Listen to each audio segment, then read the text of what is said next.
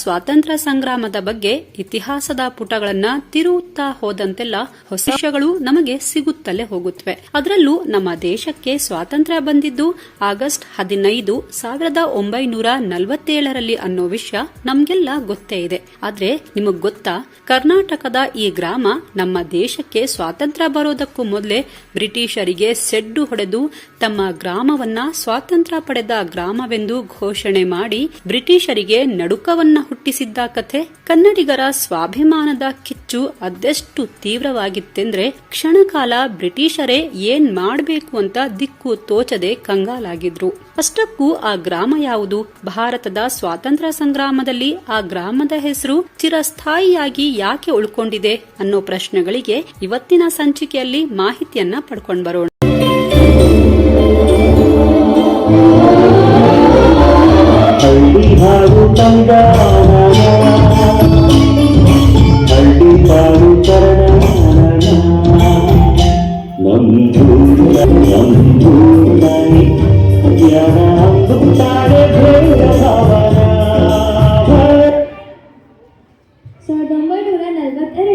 ಭಾರತದೆಲ್ಲೆಡೆ ಭಾರತ ಬಿಡಿ ಚಳುವಳಿ ಉರಿಯುತ್ತಿತ್ತು.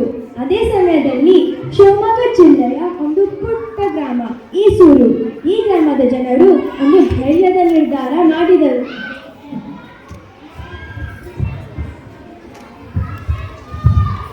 ಇದು ಆಕಾಶವಾಣಿ ಮುಖ್ಯ ಸುದ್ದಿ.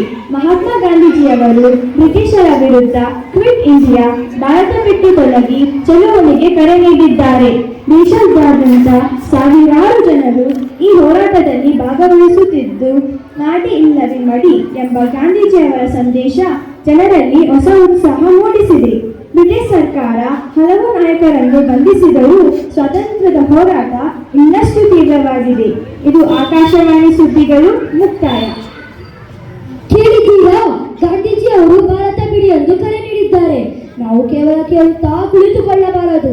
ನಮ್ಮ ಊರನ್ನೇ ಸ್ವಾತಂತ್ರ್ಯ ಗ್ರಾಮವೆಂದು ಘೋಷಿಸೋಣ. ನಮ್ಮ ದೇಶ ನಮ್ಮದು. ನಮ್ಮ ಬದುಕನ್ನು ನಾವು ನಡೆಸಬೇಕು. ಇನ್ನು ಮುಂದೆ ಬ್ರಿಟಿಷರ ಆದೇಶ ನಮಗೆ ಬೇಡ.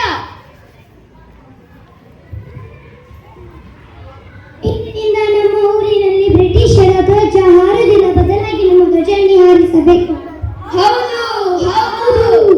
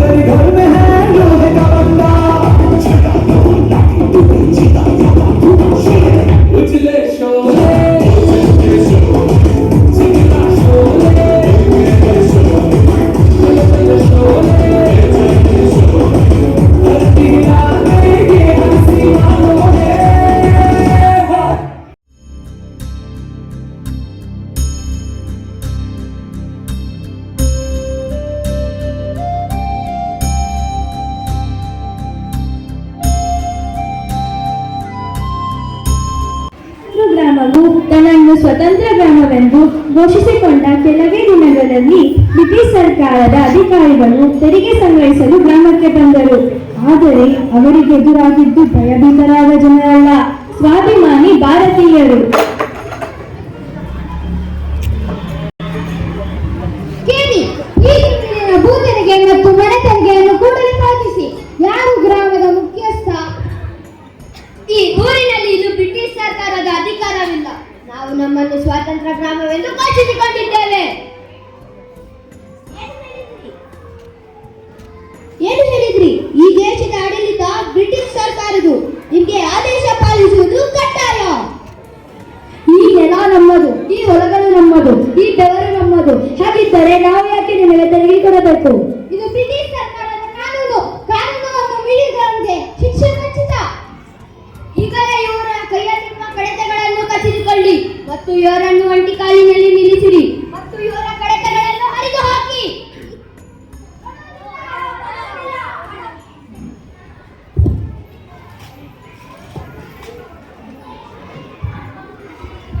ನಮ್ಮ ಮಕ್ಕಳು ಗುಲಾಮರಾಗಿ ಬದುಕಬಾರದು. ನಮ್ಮ ಪ್ರಾಣ ಹೋದರೂ ಪರವಾಗಿಲ್ಲ, ನಮಗೆ ಸ್ವಾತಂತ್ರ್ಯ ಬೇಕು. ಇಂದಿನಿಂದ ನಾವೆಲ್ಲರೂ ಗಾಂಧಿ ಟೋಪಿಯನ್ನು ಧರಿಸೋಣ, ಅವರ ಸತ್ಯವನ್ನು ಪಾಲಿಸೋಣ.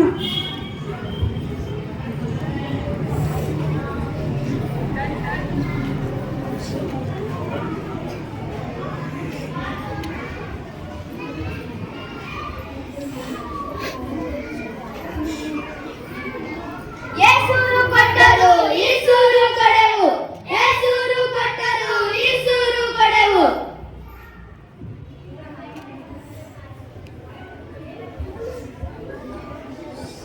ನೀವು ಬ್ರಿಟಿಷ್ ಸರ್ಕಾರದ ವಿರುದ್ಧ ಬೆಂಕಿ ಎತ್ತಿದ್ದೀರಿ. ನೀವೆಲ್ಲ ದೇಶದ್ರೋಹಿ ಮಾಡಿದ್ದೀರಿ. ನೀವೆಲ್ಲರನ್ನು ಬಂಧಿಸಲಾಗುತ್ತದೆ. ನಿಮ್ಮ ಕೈಗಳನ್ನು ಮುಂದೆ ಮಾಡಿ.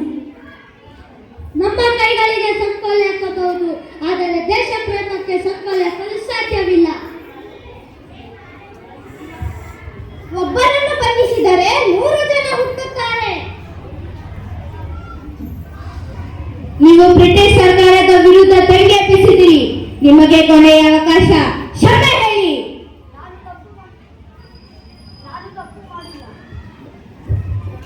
ನಾನು ತಪ್ಪು ಮಾಡಿಲ್ಲ. ನನ್ನ ದೇಶವನ್ನು ಪ್ರೀತಿಸಿದ್ದೇನೆ.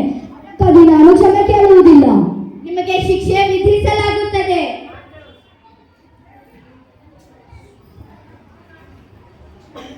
ಶಿಕ್ಷೆ ನಮ್ಮ ದೇಹಕ್ಕೆ, ಆದರೆ ಸ್ವಾತಂತ್ರ್ಯ ಕನಸಿಗೆ ಅಲ್ಲ.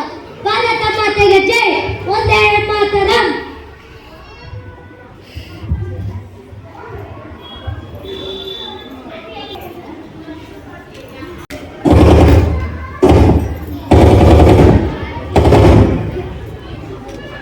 ಈ ಸೂರ್ಯನ ಹೋರಾಟವು ಭಾರತದ ಸ್ವತಂತ್ರ ಚಳುವಳಿಯಲ್ಲಿ ಅಮರವಾದ ಅಧ್ಯಾಯವಾಗಿದೆ.